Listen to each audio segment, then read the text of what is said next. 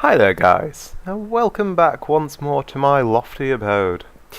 It has been a while since you've seen this and I just spoiled a big secret. Yes. There's some big stuff going on over here. Okay, so I guess I should give you a bit of a tour first. Seems to be in order. Here is my Skydock. I don't think I've shown the building of this. I'm not particularly satisfied with the design I've got for the outside of it, so I'll be editing the outside of it, well, obviously manually, not actually editing anything, but it's controlled by a button. You get in the boat, push the button, and fall down into a artificial lake that I've made at the bottom there, which I'm going to build a building beside, hence the little platform. And the a water stream rather comes down after you, and you can float back up it and press the button to shut off the water stream. I've done a little bit of sort of like prettying up of the mob system up there. I had intended to make things more lacy, but it turns out it's very difficult to do things small and lacy in Minecraft, which I'd kind of expected, but not so much. I've got a bit of bedroom here. We have corner stairs now, of course, because I'm in a snapshot. And yeah, anyway, the real version may be out by the time this video comes out. So, what am I going to do with this series? What was I going to say? Yes, anyway, I think that I want to be doing some large building projects, and they might not be very interesting. Out of interest, just in case you're wondering, I have been doing a lot of mining, and I have quite a bit of enchanted gear. I'll show you my zombie XP farm sometime later. I turned 2 of the spawners into an XP farm. Only very simple stuff, nothing massively interesting, but I shall show that later. I found another village somewhere, harvested a bunch of dirt for the scaffolding that you saw before. Down there, and that is the scaffolding for my storage room. I think I went a little bit over the top there, but that's what I'm going to be building today, or throughout this week. That's what I was meaning to say. Yes, the series, I'm going to film each episode over a week. I may name them after the snapshot weeks, because it makes sense, since I'm probably going to be playing the snapshot now that they're a bit more stable. I'm going to film for a whole week and then edit it down to maybe half an hour or so, and if I get too much content I can always put 2 videos up. They should be coming up at about Wednesday each week though. This is currently, I was going to say it's currently Friday, but it's actually Saturday morning at the moment, probably about 3 a.m. I'm not entirely certain. I don't keep very good track of the time. Anyway, enough of my rambling. I suppose I'll clip off now and let's show you the boat dock working, and then I shall head down to the XP farm to show you that as well, I suppose. This sometimes happens. Now that is a bug. I'm not actually here at the moment. If I save and quit title and then reload the world, I'm actually up here. Yes. Boats glitch through blocks a bit at the moment. So, push the button. You can see the water stream following me, but not particularly fast. The chunks beneath us haven't loaded yet. This'll be interesting. Oh, there we are. At the bottom. Just move the boat a bit out of the way of the water stream as it comes down so it doesn't float back up. And I shall cut off and be back with you when I'm down at the farm. Okay, I think I came back a bit early here, but I just wanted to show you what's been going on. This place down here, where I was initially planning to put like a village or something, is absolutely riddled with branch mining now. That's where I got all of my minerals from. There's several ways of getting up to the spawner, but this is one of the ones I tend to use, just because it's kind of nice and easy to follow. And here we go. Simple enchanting room. This is my incredibly basic custom enchanting room. And what you do is you have torches, and each time you want to reduce the max level by 2, you put a torch there. That'll reduce. That takes 1 bookcase out, that takes 2 bookcases out, and then if you want to take 3 bookcases out, you put a torch in the corner. And you can add that up all of the way down to 0 bookcases. And it's so much easier than redstone in a small space when you're not recording and stuff. Zombies will fall down here sometime soon if I'm in the right mode. No, I'm not. Would you look at that? That was rather silly of me, wasn't it? Can we hear zombies? Ah, we can hear zombies. Beautiful. This is my hat box. I've noticed you don't actually get these anymore. Rare drops have been removed apart from items that the zombies hold, and since zombies don't tend to hold iron helmets, we're going to have to do with that many iron helmets. It's a tragedy. I guess we'll maybe run out a few years in the future. Yeah, so it's a fairly basic setup. There's 1 zombie spawner here, and 1 zombie spawner over there, I think. Yes, the other one here. And yeah, that's pretty much it to show you at the moment. But I just wanted to start now because I've not been to the Nether yet. I wanted to save that beautiful sort of virginal experience for when I had you let along, of course. So today we will be venturing to the Nether and starting on the storage room. Okay, set up a very basic, just temporary portal here inside the hub. And let's see what our Nether looks like. Oh, so laggy. First time generation. Let's get out of here. Oh, we've got a bit of glowstone there. You can see the lava falling, proving this really is newly generated. Okay, that's quite close to a ledge. Nice glowstone. And 1 piece of glowstone that wasn't lit is now, though. How strange. Let's have a look around here. Speedy time, I believe. Oh look! A fortress! How convenient. Okay, I've been having a look around the Nether Fortress for a while. We have at least 2 blaze spawners, 1 up there and 1 across there. This is an absolutely enormous Nether Fortress, by the way, biggest I've ever seen by a long way. Unfortunately, they're far too far apart for anything useful. However, I will keep on looking. We may find something else. Not found any nether wart yet, which is rather disturbing. Woo! Nether wart! Exactly what I'm after. Ooh, can you hear that? That, my friends, is the sound of not pressing the unmute button on your microphone headset, which is a pretty drastic mistake, really. So yeah, this segment is being post-dubbed, which is something I've not tried before, so I've got to kind of think up something to say in all this time that I was doing stuff and actually saying things. And since it's about half a week later, I have no idea what I was saying, so here's my best shot. Anyway, what I'm working on here is the bottommost part of the storage room.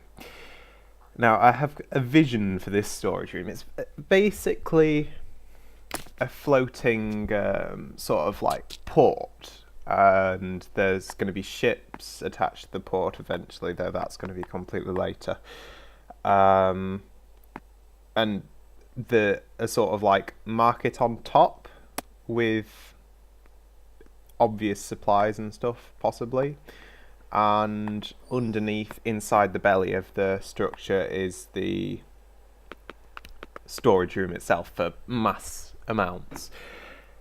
So I wanted it kind of... It's very hard to describe in words. Well, no, it's not really. It's sort of massively top-heavy looking with an enormous area at the top coming down into just points at the bottom. And it's got 3 flanges at the top, essentially, around each side, and one on the end to give you like a wavy structure, which you'll see later on in this video, so it's irrelevant. But what I'm doing here, I've attached sort of plumb bobs to the bottoms of the 3 peaks. Wow, this moves faster than I thought. Just for a note, these stairs are in the wrong place, and I will correct these later. They should be facing towards me, not towards the blocks in the centre. But anyway, yes, these are filled with gold, and this is sort of like because I want the building to be semi-realistic, even though it is floating and everything, yeah. It's going to have a huge ball of end stone in the top of it, which is going to be the buoyancy aid, which is something that I discussed at the start of the series. And at the bottom of these plumb line sort of structures, connected to the bottom of the structure, is supposed to be a ball of gold in the centre, weighing them down. I'm just adding some little features here, visual. Wow, this goes really fast. I cut this down because I thought, oh, I'm not going to be able to think of anything to say. And at this point, you see, I run out of gold because this is an enormous amount of gold necessary for one of these. There's 42 blocks of gold for each of the plums. I really shy away from calling them plums now that I remembered. Yeah, there's that's an alternate name for your family jewels. Anyway, disregarding accidental double entendres, yeah, I came up with this solution of just using dirt for the moment, which will make things look a little bit seedy, but there's not much we can do about it. We do want to distinguish it from the sandstone. So yeah, this is the majority of the design constructed, and now we've got to... this is covered the top of the hypothetical sphere now, and we want to build further up.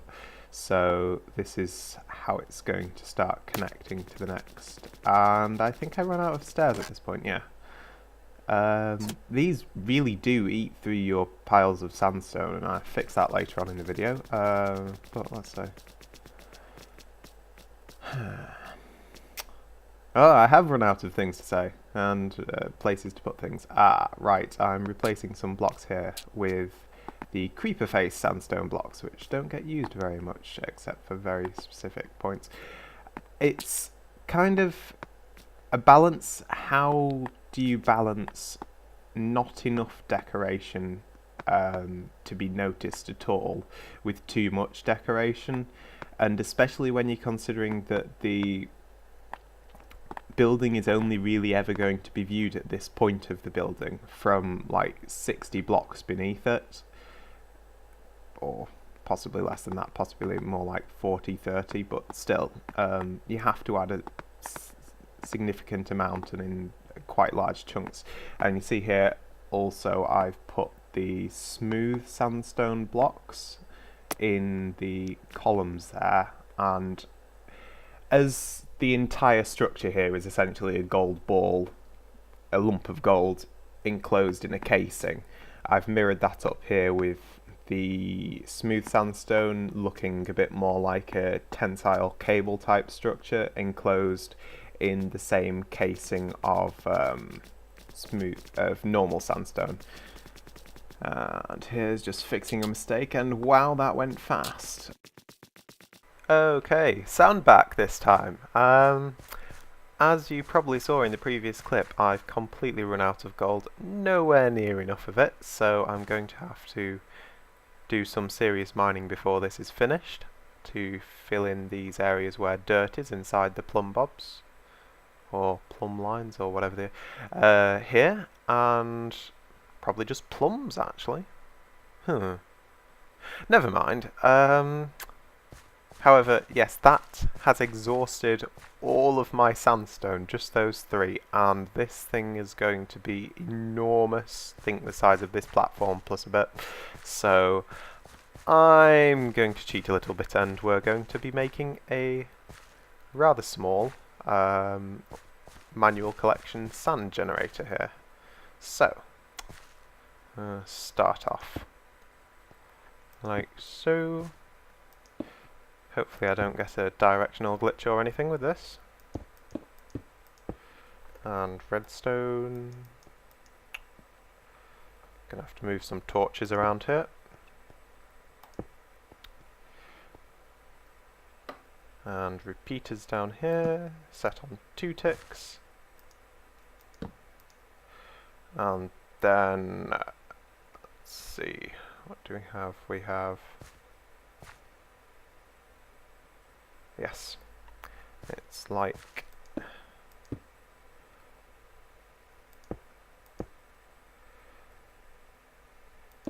so.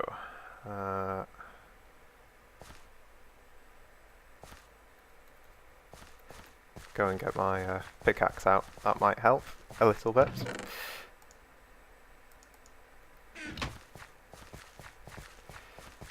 Not in creative mode anymore. This is going to be pretty much JL2579's design, but slightly modified just to make it a little bit smaller. That's the only thing I've done, because I'm not planning on making this a permanent fixture. It's just here while we're making the storage room. Not that that isn't going to make it a permanent fixture anyway. Oh dear. Yes, need repeater up there too. Luckily we've got a torch down here, so it can just stick that on top of there. No.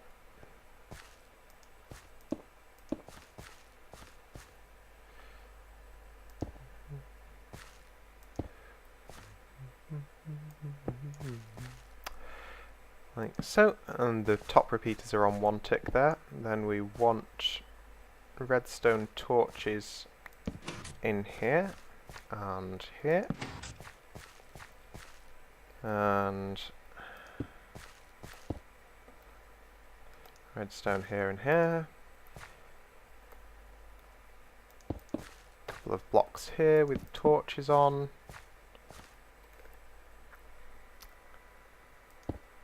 Block here and 1 there, and those need redstone on as well. This sticky piston with a block. So if we wanted to just duplicate 1 layer of sand at a time, we could just supply redstone power to here now. I've completely forgotten to bring a lever, which could be slightly awkward. Oh well, I suppose I'll continue. Oops. And if we put a repeater here on 2 ticks delay, and another sticky piston there.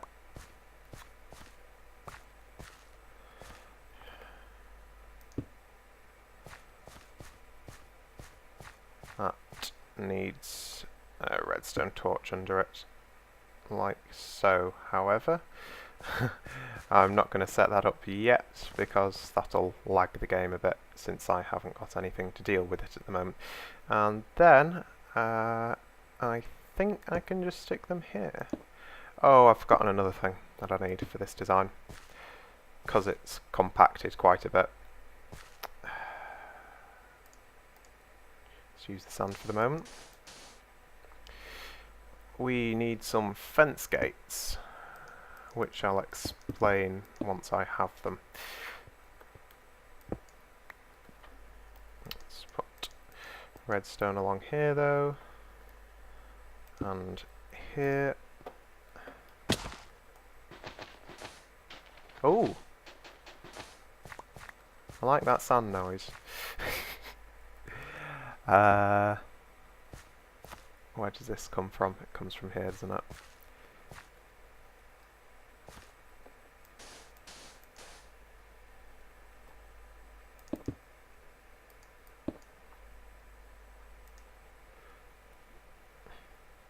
Oh, and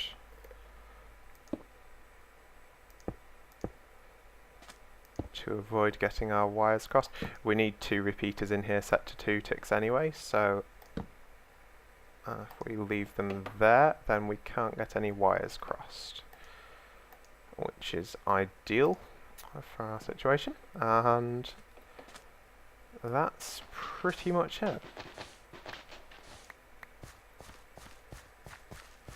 Apart from the fence gates, of course. So I'll go and get those and be back.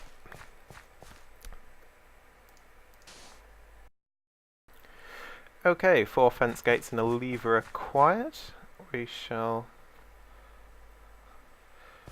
put this down here and the lever there for the moment to make sure the clock doesn't start running. Oh, whoops. That's why I put that other block down, isn't it? There. Oh dear. Nothing. Oh, another glitch piston there.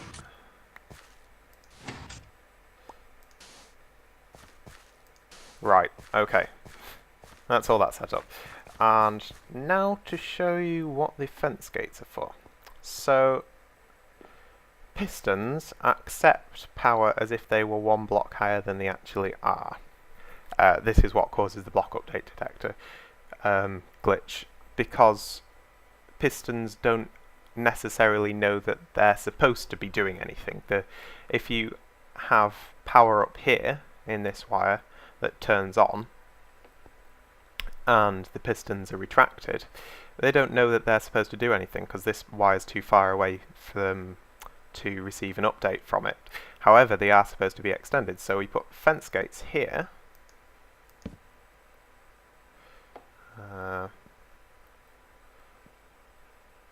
This is a bit more awkward than I'd anticipated, due to fence gates being big. I'll do it the other way around. Put fence gates here so that when the redstone turns on or off, it changes the state of the fence gates, which updates the pistons. So it's an instant block update. Can't remember, got this from Cube Hamster or someone. Anyway, if we turn it on now, we have a noise machine that also happens to give us some sand, which is going to be really, really useful. And for the people who don't like sand generators being used in survival, don't use a sand generator in your survival world. I want to, because I don't fancy mining out entire deserts for this project. I think that's pretty much it. Yeah, and we'll go and create the curve of the storage room now, because I know the profile I want it to have from this direction, but I've not got a clue what profile I want it to have from that direction, or how I'm going to match these profiles up to an actual 3D model, because 2 dimensions is a lot simpler. So we'll have a mess around. Anyway, see you soon. Okay, well, that's the parts of the templates done now. Oh god, rain. Ugh. I think I'll stick back here for the moment. That I already had planned, the sides and the arches here. However, I did come up with a scheme for this. I'm working in Microsoft Paint at the moment just because it's easy for gridding and stuff, but that's, as you can see, not quite worked up there. So I'll have to have a mess around with that. However, I'm going to leave the storage room for the moment, because it's getting a little bit overwhelming. I just calculated that the perimeter here running around the outside of the top, I'd intended to put a line of solid lapis underneath it because my palette for this is going to be forgot the types of sandstone, spruce, gold and lapis, because those go together quite nicely. I've got to thank Guild Wars for pointing out how well sandstone and lapis go. Anyway, yeah, I was thinking of putting a solid line of lapis underneath the top rim, just as a highlight, and it turns out that's about 8 stacks of blocks. So this is going to be a fairly long-term project. Well, hello again. I didn't think I was going to be doing a segment right at the moment. However, I was just doing my branch mining routine, trying to find some of the ridiculously large amount of lapis and gold that we're going to need to finish up the Sky Fortress or storage room or whatever it's actually.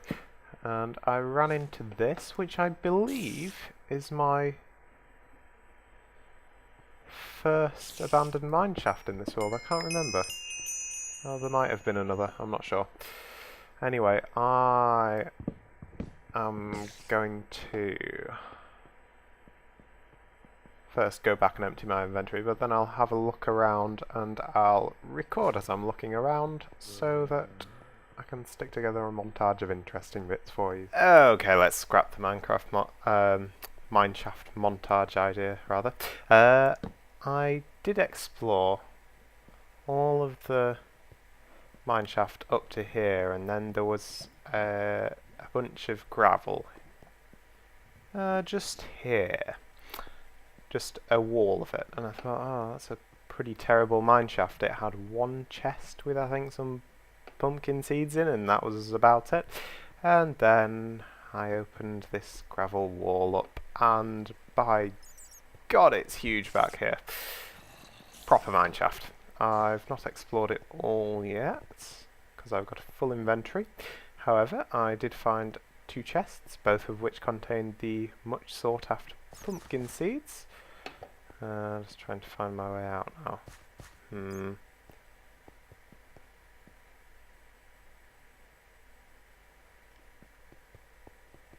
Oh, look at that. Forgot some. And 2 diamonds in one of the chests too, which was quite nice. And found 1 diamond in a wall. Just 1. So, not too good. Oh, right, that's one I picked up from a skeleton. That's one I had beforehand. Yeah. Lots of quite nice stuff there. Tons of iron. But yeah, I think there's 3 spider spawners in the area, but I'm not going to make a trap out of them purely because it's way, way, way too far away from anywhere that I have. Just, this was an exceedingly long branch mine. As you can see, we're still not... or branch of the branch mine. Very, very long. I'm not exactly sure how it became this long. It just... random chance that it never hit anything serious before that point.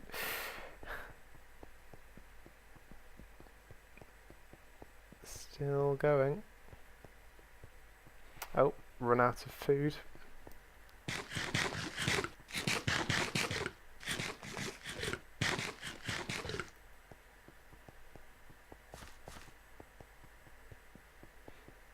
And there we go. That's the branch. So yeah, it's a heck of a long way off anything else inside here.